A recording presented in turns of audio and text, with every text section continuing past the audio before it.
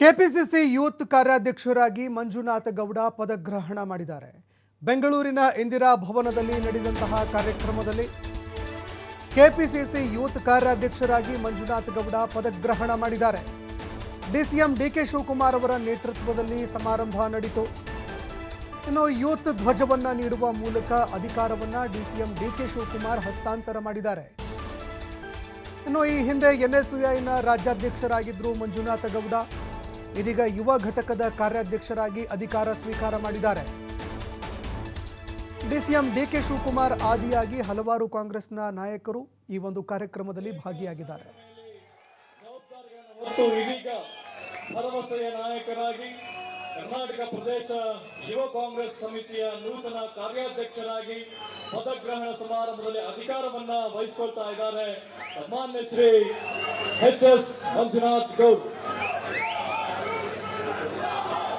ಇದೀಗ ನಮ್ಮೊಂದಿಗೆ ನೇರವಾಗಿ ನಮ್ಮ ಈ ಕಾರ್ಯಕ್ರಮದಲ್ಲಿ ರಾಜ್ಯದ ಉಪಮುಖ್ಯಮಂತ್ರಿಗಳು, ಜನಪ್ರಿಯ ಉಪಮುಖ್ಯಮಂತ್ರಿಗಳು, ಹಾಗೆಯೇ ಕರ್ನಾಟಕ ಪ್ರದೇಶ ಕಾಂಗ್ರೆಸ್ ಸಮಿತಿಯ ಮಾನ್ಯ ಅಧ್ಯಕ್ಷರು ನಮ್ಮೊಟ್ಟಿಗೆ ಸನ್ಮಾನ್ಯ ಶ್ರೀ ಡಿಕೆ ಶಿವಕುಮಾರ್ ಅವರು ಮಾತನಾಡ್ತಾರೆ.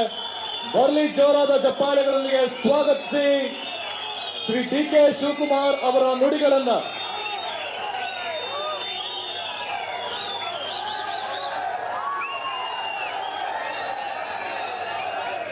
ವಕೀಲರಾಗಿ ಲಾಪದವಿಯನ್ನು ಪಡೆದು ವಕೀಲರಾಗಿ ಅನೇಕ ಸಂಘಟನೆಯಲ್ಲಿ ಜವಾಬ್ದಾರಿ. ಇನ್ನು ಕಾರ್ಯಕ್ರಮದಲ್ಲಿ ಯುವ ನ್ಯಾಯ ಗ್ಯಾರಂಟಿಯನ್ನ ಕೂಡ ಘೋಷಣೆ ಮಾಡಲಾಗಿದೆ. ಯುವ ನ್ಯಾಯ ಗ್ಯಾರಂಟಿ ಯೋಜನೆಯನ್ನ ಡಿಸಿಎಂ ಡಿಕೆ ಶಿವಕುಮಾರ್ ಘೋಷಣೆ ಮಾಡಿದ್ದಾರೆ. 30 ಲಕ್ಷ ಸರ್ಕಾರಿ ಉದ್ಯೋಗಗಳ ಭರವಸೆಯನ್ನ ಕೂಡ ಡಿಸಿಎಂ ಡಿಕೆ ಶಿವಕುಮಾರ್ ಕೊಟ್ಟಿದ್ದಾರೆ. ಇನ್ನು ಪ್ರಶ್ನೆ ಪತ್ರಿಕೆಗಳ ಸೋರಿಕೆಯಿಂದ ಕೂಡ ಯುವಕರಿಗೆ, ವಿದ್ಯಾರ್ಥಿಗಳಿಗೆ ಮುಕ್ತಿಯನ್ನ ನೀಡೋದಕ್ಕೆ ಸರ್ಕಾರ ಮುಂದಾಗತ್ತೆ ಅಂತ ಭರವಸೆ ಕೊಟ್ಟಿದ್ದಾರೆ. 5,000 ಕೋಟಿ ಆರಂಭಿಕ ಯುವ ನಿಧಿಯನ್ನ ಯುವಕರಿಗಾಗಿ ಮೀಸಲಿಡಲಾಗುತ್ತೆ. 40 ವರ್ಷಕ್ಕಿಂತ ಕಡಿಮೆ ವಯಸ್ಸಿನವರಿಗೆ ಸಹಾಯಧನವನ್ನು ಕೂಡ ನೀಡಲಾಗುತ್ತೆ. ಇನ್ನು ರಾಹುಲ್ ಗಾಂಧಿಯವರು ಕೂಡ ಈ ಒಂದು ಯೋಜನೆಯನ್ನು ಘೋಷಣೆ ಮಾಡಿದ್ರು. ಇದೀಗ ಕರ್ನಾಟಕದಲ್ಲೂ ಕೂಡ ಆ ಯೋಜನೆಯನ್ನು, ಆ ಗ್ಯಾರಂಟಿಯನ್ನು ಒಂದು ವೇಳೆ ಕೇಂದ್ರದಲ್ಲಿ ಬಂದಿದ್ದೇ ಆದರೆ ಜಾರಿ ಮಾಡ್ತೀವಿ ಅಂತ ಡಿಸಿಎಂ ಡಿಕೆ ಶಿವಕುಮಾರ್ ಯುವ ನ್ಯಾಯ ಗ್ಯಾರಂಟಿಯನ್ನು ಘೋಷಣೆ ಮಾಡಿದ್ದಾರೆ. ನಮ್ಮ ಮಾಜಿ ಯೂತ್ ಕಾಂಗ್ರೆಸ್ನ ಅಧ್ಯಕ್ಷ ಅಂತ ರಿಜ್ವಾನ್ ಅವರು ಬಂದಿದ್ದಾರೆ. ಅವರು ಕೂಡ ಈ ಸಂದರ್ಭದಲ್ಲಿ ನಾನು ಸ್ವಾಗತವನ್ನು ನಾನು ಬಯಸ್ತಾ ಇದ್ದೇನೆ.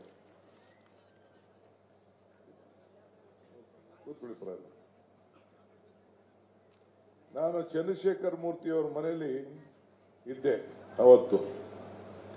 ಈ ಯೂತ್ ಕಾಂಗ್ರೆಸ್ನ ಯುವಕರ ಮತದಾನದ ಹಕ್ಕು ವಿಚಾರದಲ್ಲಿ ಪಾರ್ಲಿಮೆಂಟ್ ಅಲ್ಲಿ ಮಂಡನೆ ಆಗಿತ್ತು. ಈಗಿರುವಂತ ಎಲ್ಲ ಬಿಜೆಪಿ ನಾಯಕರು ಟೀಕೆ ಮಾಡ್ತಾ ಇದ್ರು. ರಾಜೀವ್ ಗಾಂಧಿ ಅವರು, ಶಿವಕುಮಾರ್ ಸ್ವಲ್ಪ ಶಿಸ್ತಿರ್ಬೇಕು, ನಿನ್ಗೂ ರವಿ ಇಡು ಫೋನ್. ರಾಜೀವ್ ಗಾಂಧಿ ಅವರು ಯುವಕರಿಗೆ 18 ವರ್ಷದ ಮತದಾನದ ಹಕ್ಕನ್ನ ಕೊಡಬೇಕಾದ್ರೆ ದೇಶದ ಎಲ್ಲ ಪಕ್ಷದ ನಾಯಕರುಗಳು ಅದನ್ನ ವಿರೋಧ ಮಾಡ್ತಾ ಇದ್ರು. ಮಾಡಿ ಏನಪ್ಪ ಈ ಆಡೋ ಹುಡುಗರುಗಳಿಗೆ ಮತದಾನದ ಹಕ್ಕನ್ನ ಕೊಡ್ತಾ ಇದ್ದಾರೆ ಅಂತ ಹೇಳಿ. ಆದರೆ ರಾಜೀವ್ ಗಾಂಧಿ ಅವರಿಗೆ ಅಚಲವಾದಂತ ನಂಬಿಕೆ, India is an but a young nation, I am young, I too have a dream, I believe in the youngsters ಅಂತ ಹೇಳಿ ಅವರ ಭಾಷಣವನ್ನ ಪ್ರಾರಂಭ ಮಾಡಿದ್ರು. ಆ ಭಾಷಣ ಪ್ರಾರಂಭ ಮಾಡಿದ ಸಂದರ್ಭದಲ್ಲಿ ಅಟಲ್ ಬಿಹಾರಿ ವಾಜಪೇಯಿ ಅವರು, ಲಾಲ್ ಕೃಷ್ಣ ಅದ್ವಾನಿ ಅವರು ಕೂಡ ಆ ಸಂದರ್ಭದಲ್ಲಿ ಸಂಸತ್ ಸದಸ್ಯರಾಗಿ ಅವರು ಕೂತಿದ್ರು. ನಮ್ಮ ಲಲ್ಲೂ ಪ್ರಸಾದ್ ಯಾದವ್ ಅವರು ಮತ್ತು ಈಗ ಬಿಹಾರ್ ಚೀಫ್ ಮಿನಿಸ್ಟರ್ ಅವರು ಕೂಡ ಅವ್ರದೇ ಆದಂತ ಒಂದು ಪಾರ್ಟಿಯ ಬೇರೆ ಪಾರ್ಟಿಲಿ JDS ನಲ್ಲಿ ಇದ್ರು. JDU ಇಲ್ಲ, ಆಗ JD ಅಂತ ಜನತಾದಳ ಅಂತ ಇತ್ತು. ಆಗ ಅವರೆಲ್ಲ ಅವರು ಕೂಡ ವಿರೋಧ ಪಾರ್ಟಿಲಿ ಕೂತಿದ್ರು. ಆ ಕೂತಿದ್ದಂತ ಸಂದರ್ಭದಲ್ಲಿ ರಾಜೀವ್ ಗಾಂಧಿ ಅವರು ಒಂದು ಮಾತು ಹೇಳಿದ್ರು. ಏನ್ ಹೇಳಿದ್ರೆ, ನೋಡಿ ನೀವೆಲ್ಲ ಯುವಕರ ಬಗ್ಗೆ ಅಪಾರವಾದಂತ ಟೀಕೆ ಟಿಪ್ಪಣಿಯನ್ನ ಮಾಡ್ತಾ ಇದ್ದೀರಿ. ನಮ್ಮ ಮುಂದಿನ ಭವಿಷ್ಯ ನಮ್ಮ ಯುವಕರು. ನಾವು